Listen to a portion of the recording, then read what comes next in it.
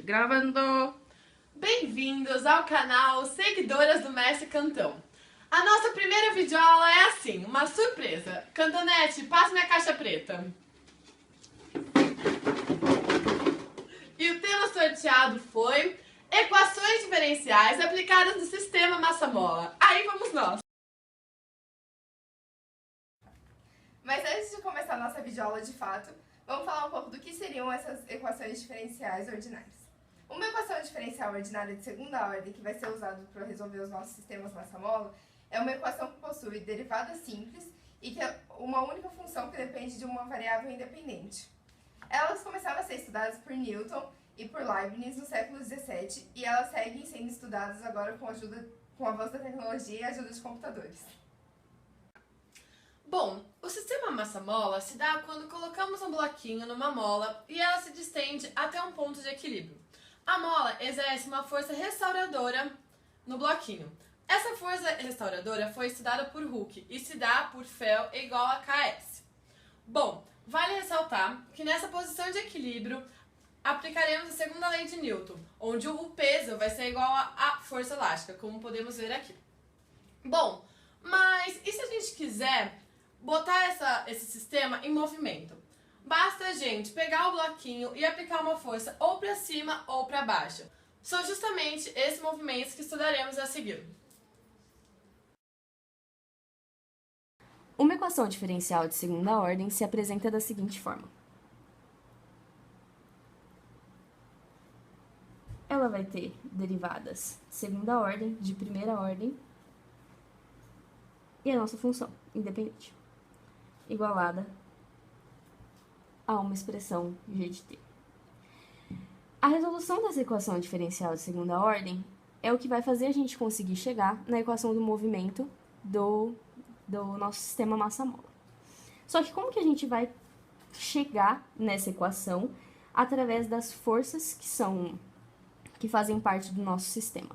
Temos uma força peso do nosso bloquinho, a força elástica restauradora desse sistema. Quando ele está em equilíbrio, a gente assume que o peso menos a força elástica é igual a zero.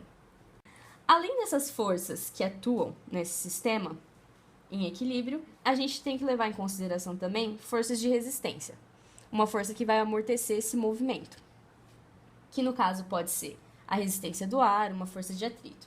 Ela atua também contrária ao movimento, e a gente vai chamar ela de F de A, que é a nossa força de amortecimento. Essa força de amortecimento vai ser proporcional à velocidade do sistema. Então, ela é representada da seguinte forma. Uma constante que multiplica a velocidade, já que essa força é proporcional à velocidade. Sabendo que essa velocidade é a derivada primeira da equação do movimento, a gente tem que nossa força de amortecimento é a constante vezes a derivada primeira. Finalmente, unindo todas essas forças que a gente representou naquele sistema, a gente consegue chegar numa EDO. De que jeito? A força resultante de um sistema é igual a massa vezes a aceleração. A aceleração é a derivada segunda da equação do movimento. Massa vezes a nossa aceleração é igual à força resultante. O que é a nossa força resultante? É o peso, que apontando para baixo a gente considera positivo, menos a força elástica,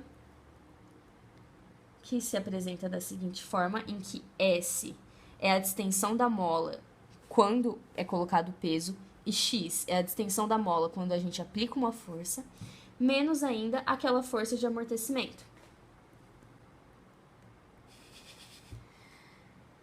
Isso aqui a gente sabe que é igual a zero. Portanto, conseguimos chegar finalmente na nossa EDO. Finalmente, então, a gente conseguiu chegar numa EDO que, resolvida, vai representar o movimento do nosso sistema massa-mola, em que isso aqui é a massa vezes a aceleração, isso é a nossa força amortecedora e a força elástica. Vamos estudar, então, a partir daquela nossa primeira equação, um movimento que não tem uma força amortecedora, ou seja, um movimento harmônico simples. A equação vai ficar desse jeito, certo? Vamos solucionar, então, essa EDO. Primeiramente, vamos dividir todo mundo por M e chegar à seguinte EDO.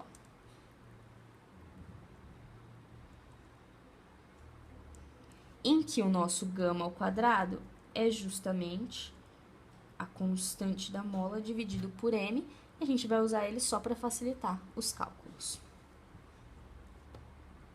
Bom, então vamos resolver a nossa EDO de segunda ordem para chegar à equação do movimento de um sistema massa-mola sem amortecimento. A equação característica dessa EDO é essa equação aqui. Então, chegamos a esse delta negativo que nos dá essas duas soluções complexas de R.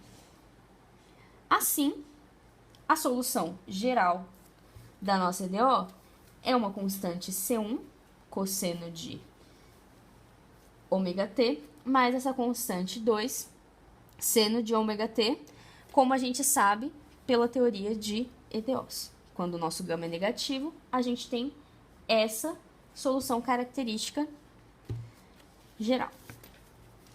A partir dessa solução, vamos resolver o PVI para conseguir achar as nossas constantes.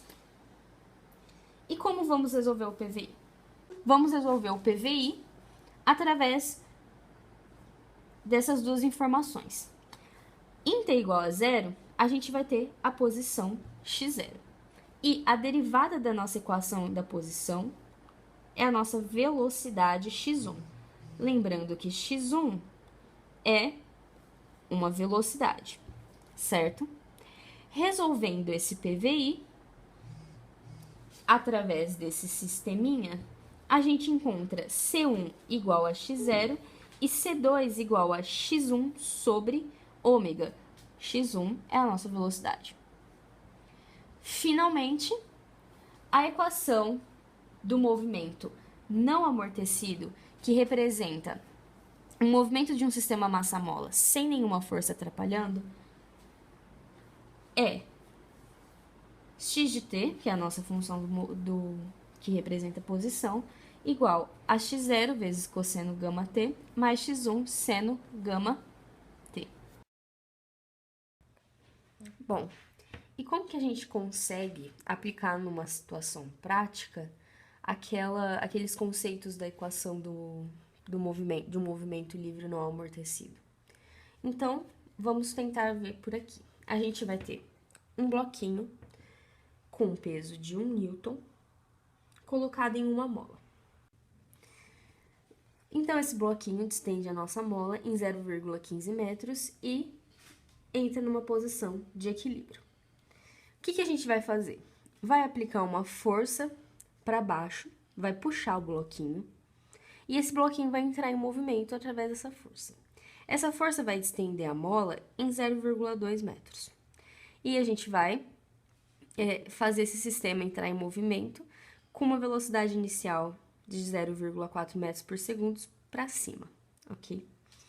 Com essas informações que a gente tem daqui, como que será que a gente consegue chegar na equação do movimento usando os conceitos que a gente aprendeu anteriormente? A gente consegue chegar no período disso aqui? Então, vamos ver. A gente sabe que a equação de um movimento não amortecido é essa daqui, como a gente conseguiu demonstrar anteriormente. O que falta dessa equação para a gente conseguir chegar nela? O x0, que é a posição inicial, a gente tem, que é o 0,2, que é o tanto que a gente puxou e da onde ele vai sair inicialmente, em relação ao equilíbrio. O x1, que é a velocidade, a gente tem também. Vai faltar, então, o nosso ômega, que é uma informação fácil da gente conseguir, porque a gente sabe que ômega ao quadrado é o mesmo que k sobre m. E k é justamente a constante da mola. Então, vamos achar a constante da mola e assim a gente acha o nosso ômega. A constante k da nossa mola, a gente consegue chegar com a informação de que a força elástica é igual ao peso em equilíbrio. Usando os dados anteriores, a gente chega numa constante elástica da mola de 6,67. E finalmente, então, a gente vai tentar chegar no nosso ômega, usando essa informação que a gente já conseguiu da nossa constante da mola. Sabendo que ela é 6,67, a gente precisa de um valor para a massa do nosso bloquinho. E a gente consegue chegar nela através de m vezes g é igual a 1, que é o peso do bloquinho. O valor da nossa gravidade vamos considerar 9,8 e a gente chega nesse valor para a nossa massa. Finalmente, o nosso ômega, então, vai ser 8,08 radianos por segundo, lembrando que esse ômega é a velocidade angular do sistema. Assim, finalmente, chegamos à equação do movimento. Usando os dados que a gente tinha, isso aqui é a nossa posição inicial, isso aqui é a nossa velocidade, isso aqui é o nosso ômega, e a gente substitui na equação. E, finalmente, temos a equação do movimento daquele bloquinho, que a gente aplicou uma força para baixo, soltou ele para cima e chegou nessa equação. Lembrando que não há amortecimento. Então, numa situação ideal, né, sem uma força de resistência para atrapalhar, o movimento vai ser eterno. Então, a gente tem essa equação para o nosso movimento, que ele é harmônico, é como se ele estivesse mexendo para sempre. Lembrando que esse gráfico fica representado mais ou menos assim, e não para. E é um gráfico assim o tempo todo. Enquanto se a gente tivesse amortecimento, a gente teria um gráfico que iria parando, certo? Enfim, a gente tem a equação do movimento. E o período? O período, então, é fácil de achar, porque a gente sabe que período é 2π sobre ômega. O ômega a gente tem já. Então, fazendo essa continha, chegamos nesse período. Bem, como sabemos que o movimento livre não amortecido é ideal, uma vez que o seu sistema oscila para sempre, vamos considerar uma força de retardamento. Essa força de retardamento, ela tem que ser diretamente proporcional à velocidade, que é a derivada de t. Para transformar isso aqui em uma equação, vamos colocar a constante, que vamos chamar de gama. E agora ela vira uma equação. Vamos lá. Agora vamos retornar à segunda lei de Newton. Vamos considerar que a resultante vai ser a força elástica mais a força amortecedora. Sabemos que a força resultante é a massa vezes a aceleração, dada pela derivada segunda da posição. A força elástica menos kx e a força amortecedora, como vimos, menos gama, derivada de t. Vamos dividir tudo isso por m, como fizemos na última vez. E vamos chegar na seguinte equação, relembrando que menos km é ômega ao quadrado. E gama sobre m, vamos estipular que é 2 lambda. Chegamos a essa equação como disse anteriormente. A equação característica dela será r ao quadrado mais 2 gamas mais ômega ao quadrado. Vamos encontrar o delta. O delta vai ser b ao quadrado, 2 lambda ao quadrado, menos 4 vezes ômega ao quadrado, uma vez que aqui é 1. Vamos pôr o 4 em evidência, porque aqui é 4 lambda ao quadrado, e chegaremos nessa equação. Podemos perceber que delta pode assumir valores positivos, negativos ou igual a zero, uma vez que não sabemos o valor disso. Então, vamos analisar os 3 casos. Para o primeiro caso, delta maior que zero. A equação que já revimos. E vamos considerar que isso aqui é maior que zero. Vamos pôr na equação R é igual a menos B, que é 2 lambda, mais ou menos o delta, raiz de delta, sobre 2. Vendo a solução, vamos ter R1 e R2, dados por isso. Vamos colocar ela na equação da posição e vamos chegar a esse valor. Agora vamos fazer o segundo passo, quando o delta é igual a zero. Vamos fazer o mesmo procedimento que a gente fez no caso 1. vamos chegar nas raízes, só que as raízes vão ser iguais. R1 e R2 vão ser igual a menos lambda. Para que a solução da posição não seja 2 vezes tudo aquilo, vamos multiplicar por t, a segunda parte. E logo vamos ter que a equação da posição vai ser C1 vezes e elevado a menos lambda t mais C2 multiplicado por t multiplicado por e menos lambda t. E vamos chegar à equação quando delta é igual a zero. É o terceiro caso em que delta é menor que zero. Pegando a equação característica, vamos resolvê-la igual resolvemos uma equação de segundo grau. Vamos chegar que lambda ao quadrado menos ômega ao quadrado vai ser menor que zero. Ok. Vamos considerar que tudo isso aqui, vamos chamar isso aqui de μ. Enfim, a posição será dada por essa equação, em que μ vai ser a raiz de lambda ao quadrado menos ômega ao quadrado, que será negativa. Terminamos os 3 casos de delta. Bom, agora nesse exemplo a gente vai ter um sistema que ele vai ser amortecido. Isso significa que a partir de agora a força de amortecimento existe, ela não é mais nula, e ela vai entrar na equação aqui como esse gama. Então essa é a nossa situação de equilíbrio. Existe um peso de 49 newtons que distende uma mola em 0,6125 e que quando solto vai gerar uma velocidade de 0,3 metros por segundo. A nossa força de amortecimento, ele dá como dado de exercício que ela é 40 vezes a velocidade instantânea do sistema. Então aqui, vamos olhar para a nossa equação e vamos ver o que falta para a gente conseguir resolver e achar a equação do movimento. Falta a gente achar o m e o ômega, que no caso vai ficar ao quadrado. Bom, para começar achando o ômega, a gente pode usar a situação de equilíbrio em que o peso vai ser igualado à força elástica.